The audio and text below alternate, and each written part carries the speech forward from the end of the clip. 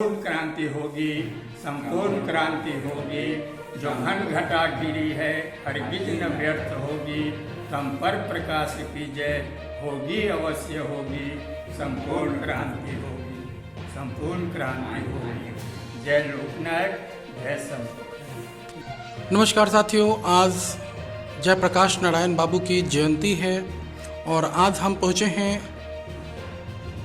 जयप्रकाश नारायण बाबू की घर सिताब दियरा और यहाँ पर कुछ जयप्रकाश नारायण बाबू के साथी मौजूद हैं और आज ये कुछ जयप्रकाश नारायण बाबू के जयंती के माध्यम से सारण जिला के तमाम लोगों तथा देशवासियों को कुछ संदेश देना चाहते हैं।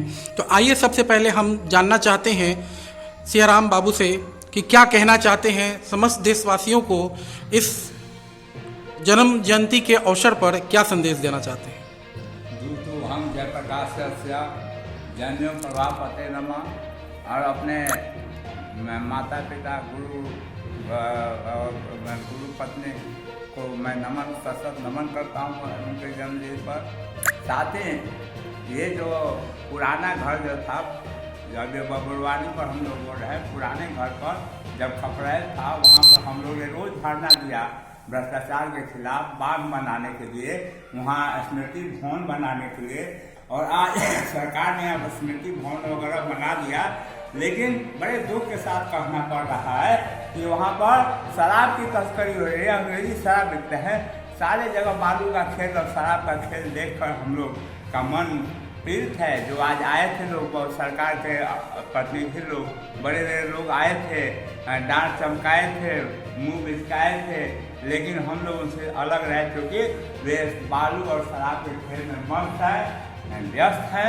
इसलिए उनके खिलाफ हम लोग आवाज़ उठाने के लिए आज संकल्प लेते हैं। और आने वाले दिन में 4 नवंबर को इसी क्रांति मैदान से, यहीं के क्रांति जहां हम लोग जनेऊ तोड़ो जाति छोड़ो जनेऊ तोड़ो अभियान चलाए थे। वो लोग नकली लोग बहुत कहता था, शुरुआत भी कहता था कि ये हम लोग उस समय तो उसका पैदाइश नहीं हुआ होगा। हम लोग यहाँ जाति तोड़ो जनेऊ छोड़ो किए थे और उसी क्रांति मैदान में इन बालू और माफियाओं और शराब माफियाओं के खिलाफ, सरकार के खिलाफ हम लोग आवाज़ बुलंद करेंगे। गांव-गांव जाकर जेपी के सपनों का भारत बनाने के लिए हम लोग प्रयास करेंगे। उनके संपूर्ण क्रांति के सपनों का साकार करने के लिए लोग शिक्षण करेंगे घर घर में बच्चों को। आज ही हम लोग बच्चों को बताएं जिंदगी के बारे में। तो इस तरह से हमें इनके विचारों को जन जन तक पहुंचाना है और इस शराब माफियाओं का, बालू माफियाओं का हम लोग को विरोध करना है। यही हम संकल्प देते हैं अपने गुरुदेव के सामने। बहुत बड़ी आरोप है जहां की शराब पूरे बिहार में बंदी है और यहां जैसा कि आप जान रहे हैं कि जेपी के गांव यानी कि सिताब दियरा, यहां पर जो ट्रस्ट है, इस ट्रस्ट के माध्यम से जैसा कि सियाराम सिंह ने आरोप लगाया कि यहां से शराब की तस्करी हो रही है, ये तो बहुत ही जघन्य अपराध है। आइए हम जानना चाहते हैं दूसरे जेपी सेनानी से कि क्या कुछ कहना चाहते हैं इस शराब तस्करी के मामले में। आइए हम जानना चाहते हैं रामायण जीवनदानी जी से, जो कि इस ट्रस्ट के माध्यम से कुछ कहना चाहते हैं, तमाम साथियों को, तमाम देशवासियों तक, जन जन तक यह मैसेज पहुंचाना चाहते हैं।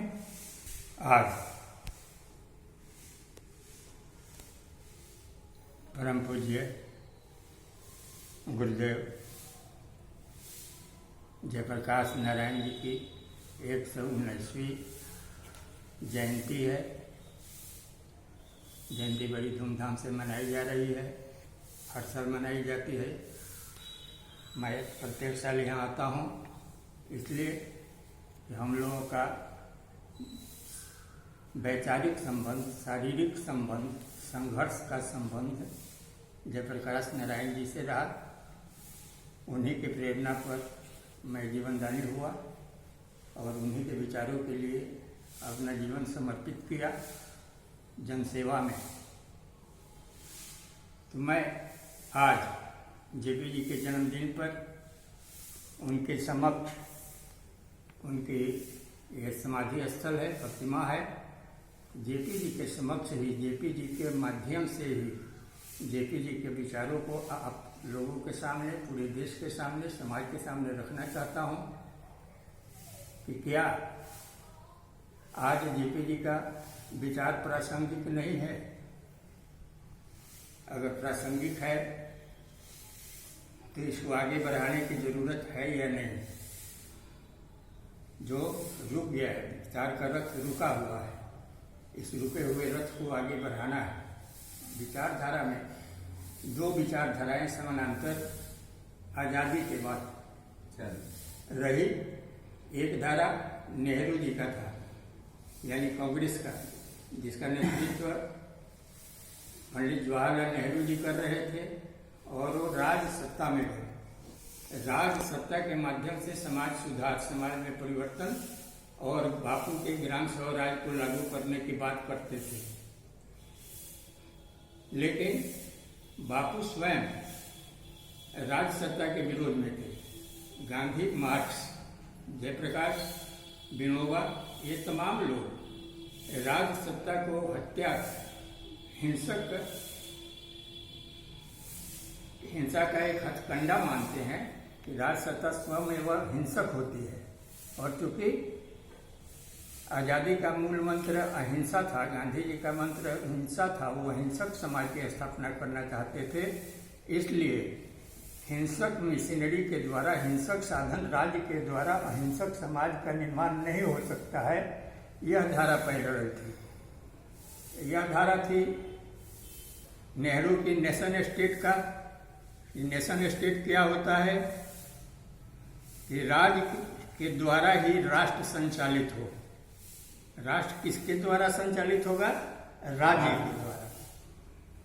दूसरी धारा, पैरेलल धारा, गांधी जी, विनोबा जी, जयप्रकाश जी की थी कि नहीं, लोक के द्वारा राज्य सत्ता नियंत्रित रहेगी, लोक सत्ता के द्वारा नियंत्रित रहेगी, और लोक सत्ता के परामर्श से लोक सत्ता को साथ में, जनता को साथ में लेकर, लोगों को साथ में लेकर ये चलेगी, और आहिस्ते आहिस्ते धीरे धीरे राज सत्ता समाप्त हो जाएगी, स्टेट विल विदर और सही ग्राम स्वराज का निर्माण होगा। तो हम लोग इस पक्ष के पक्षधर हैं। तो आज भी नेशन स्टेट है, मजबूत होते जा रहा है दिनानुदिन, और राज सत्ता अराजक और हिंसक हो गई। आज भी आप देखें क्या हुआ है यूपी में। अभी राज सत्ता के द्वारा जन सत्ता को, जनता को कुचला जा रहा है कार्य से, और उस हिंसा को बचाने के लिए पूरी राज शक्ति खड़ी हो गई है। तो इस राज सत्ता को क्या कहा जाएगा? इस सरकार को क्या कहा जाएगा? हिंसक। ये हिंसक मशीनरी है। तो इस हिंसक मशीनरी के खिलाफ जेपी का संघर्ष सतत है। अहिंसक आंदोलन सतत चलने वाला, संपूर्ण क्रांति, टोटल रिवोल्यूशन, ये परमानेंट रिवोल्यूशन लिखा गया है, डिफिनेशन है, नोट कर लीजिए। It will go on and keep on changing both our personal and social lives. This revolution knows no respite, no halt, certainly not complete halt. Of course, according to the needs of the situation, its program will change, its process will change. At an opportune moment, there may be an upsurge of new forces which will push forward the wheels of the change. हमें इसी बात पर कहना है कि आज हालात के अनुसार जब ये हिंसक हो गई है, तो इस हिंसक मशीनरी के खिलाफ आज भी आवाज उठाना प्रासंगिक है। इसलिए जेपी जी का संपूर्ण क्रांति का आह्वान, जेपी जी का संपूर्ण क्रांति का आंदोलन आज भी प्रासंगिक है। और आज मैं नए फोर्स के लिए, नौजवानों को, छात्रों को, जिस तरह से जेपी ने अपील किया, 73 में एक पुस्तक लिखे जो क्रांति की शुरुआत कर दी, चिंगारी भड़का दी। उस पुस्तक के द्वारा ही गुजरात में 1973 में पुस्तक आई, youth for democracy, youth for democracy. तो आज हम जेपी के माध्यम से नौजवानों का, छात्रों का आह्वान करता हूं कि आओ आगे, जमाना तुम्हारा है, समय तुम्हारा है, भविष्य तुम्हारा है। इस खूनी वर्तमान को बदलो और अहिंसक समाज का निर्माण करो। इस रुकी हुई गाड़ी का, संपूर्ण क्रांति की रुकी हुई गाड़ी के चक्के को आगे खींचो, बढ़ाओ। आप नेता बनो, आज आप नेता हो, आप आगे आओ। मैं आह्वान करता हूं सबका कि आओ नौजवानों, जगो और नया समाज का निर्माण। न बेरोजगारी मिटी, न महंगाई आकाश छू रही है। 190 रुपए की जो फर्चो, पेट्रोल से 200 रुपये केजी किरोसिन, 210 पेट्रोल, डीजल 1020 रुपया में, आज मैं गैस का सिलेंडर खरीदा। ये महंगाई, कहाँ जाओगे? बेरोजगारी बेतहाशा बढ़ रही है। तो मुद्दे जो संपूर्ण क्रांति के थे नौजवानों, आज भी विकराल रूप धारण किए हुए हैं। इसलिए अब आपका समय है, आपका फर्ज बनता है, आप आगे आओ। हम लोग आपको मानसिक और अपने अनुभव का सहारा देकर आपको उस तरह आगे बढ़ाने के लिए तैयार हैं जिस तरह से जेपी जी ने हम लोगों को बढ़ाया। 1974 में जेपी जी कहते थे कि हमारी क्रांति के वाहक छात्र और नौजवान हैं। मैं भी इस बात को मानता हूं और आज आह्वान करता हूं कि अब इस क्रांति की रुकी हुई गाड़ी को आगे खींचने का वाहक छात्र और नौजवान होंगे और उस रथ को हाँकने वाला, अनुभव का सहारा देने वाला हम सब जेपी सेनानी होंगे। इन्हीं शब्दों के साथ मैं जयप्रकाश जी के माध्यम से पुनः सबों को आह्वान करते हुए इस महंगाई, बेरोजगारी, बेकारी, भ्रष्टाचार, खूनी अत्याचार, इस सब के खिलाफ आवाज उठावे देश। आज संपूर्ण क्रांति प्रासंगिक है।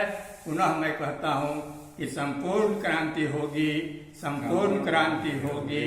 जो घन घटा गिरी है हरगिज न व्यर्थ होगी, तम पर प्रकाश की जय होगी, अवश्य होगी। संपूर्ण क्रांति होगी, संपूर्ण क्रांति होगी। जय लोकनायक, जय संपूर्ण क्रांति। जी अभी हमारे साथी सियाराम जी ने कहा कि हम लोगों ने बहुत संघर्ष किया। यह अभी हम लोग इस समाधि स्थल पर है जो यूपी में है, जयप्रकाश नगर में है। यह जयप्रकाश नगर यूपी, बिहार, उत्तर प्रदेश सरकार में है। और हम लोगों के संघर्ष से लाला टोला में जो बना ट्रस्ट जय प्रभा, तो ट्रस्ट हम लोगों के संयोग से नहीं बना, वह ट्रस्ट ही आज जो ये अभियोग लगाए, आज से 3-4 महीना पहले 23 जून या जुलाई में एक नौजवान पकड़ा गया, शिव कुमार वर्मा। उस जयप्रभा ट्रस्ट के कमरा नंबर 2 में एलिविलगंज थाना की पुलिस ने छापामारी की और वह पुलिस एक नौजवान के साथ 4-5 नौजवान मिलकर के शराब पी रहे थे। पुलिस को देख करके 4 नौजवान भाग गए। एक पकड़ा गया जिसका नाम था शिव कुमार वर्मा, वो रहने वाला बैडिया यूपी का है, बलिया यूपी का है। वो उसके साथ कमरा नंबर 2 में 3 बोतल शराब और अयाशी करने का सारा प्रमाण पकड़ा गया। वो जेल में गया, भेजा गया जेल। तो ये क्या प्रमाणित करता है कि उस ट्रस्ट में क्या हो रहा है और ये किसके माध्यम से हो रहा है? वो कोई दूसरा नहीं था शिव कुमार, उस ट्रस्ट के माननीय अध्यक्ष जी का, पार्टी का, उनका अपना आदमी, अपना कैडर था। शराब की तस्करी कौन करता है? वहां से बेकायदगी होती है, शराब सप्लाई होता है, लाखों रुपये के शराब कौन करता है? माननीय सचिव जो जयप्रभा ट्रस्ट के हैं, इस जयप्रकाश नगर वाले ट्रस्ट के नहीं। इस ट्रस्ट से होता है कि नहीं होता है ये गॉड नोज, ये हम नहीं जानते हैं। लेकिन जो हमारे एलिविलगंज थाना में, बिहार में, छपरा जिला में जो ट्रस्ट है लाला टोला में, उस ट्रस्ट के माननीय अध्यक्ष और माननीय सेक्रेटरी के द्वारा शराब की तस्करी होती है। शिव कुमार का अरेस्टिंग इसका प्रमाण है। उसका जवाब आज तक ये लोग नहीं दिए। और इन लोगों से हम मांग रहे हैं कि आप जवाब दीजिए कि क्या जेपी के विचारों का तिलांजलि दे। आप शराब से तर्पण करते हैं उनका, यही है जयप्रकाशिज्म, इसी के लिए है यह ट्रस्ट। और हमने लिखा था माननीय मुख्यमंत्री को, पत्र दिया था 2 बार कि ऐसी ऐसी घटना घटी है यहाँ, इस ट्रस्ट को या तो भंग करो और शराब खोरी को बंद करके जेपी का सही फर्ज निभाओ शिष्य होने का। लेकिन साथियों, सत्ता में आए हुए ये लोग, चाहे नीतीश जी हो या सुशील कुमार मोदी हो या लालू प्रसाद यादव हो, ये सत्ता भोगी हैं।